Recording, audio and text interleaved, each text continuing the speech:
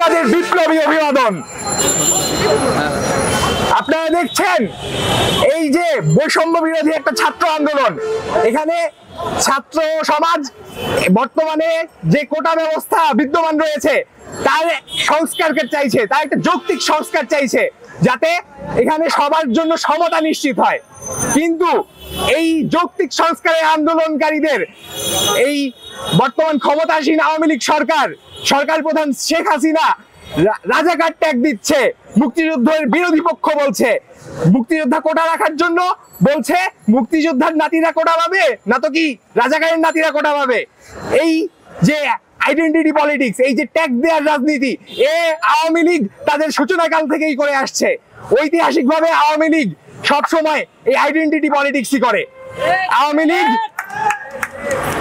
লীগ দেশ স্বাধীন হওয়ার আগে বাংলাদেশি জাতীয়তাবাদ, এই পূর্ব বাংলার জাতীয়তাবাদকে উস্কে দেওয়ার চেষ্টা করে, এই জাতীয়তাবাদকে ব্যবহার করে তারা শুধু এটাই চেয়েছে যে ক্ষমতাসীনদের পরিচয়ের, সামগ্রিক পরিচয়ের পরিবর্তন হোক। আগে ক্ষমতায় ছিল মুসলিম লীগ, এখন আসবে আওয়ামী লীগ। কিন্তু এই ক্ষমতাসীন গোষ্ঠী, এদের শ্রেণী চরিত্রের কোনো পরিবর্তন হয়নি, এই রাষ্ট্রের শ্রেণী চরিত্রের কোনো পরিবর্তন হয়নি।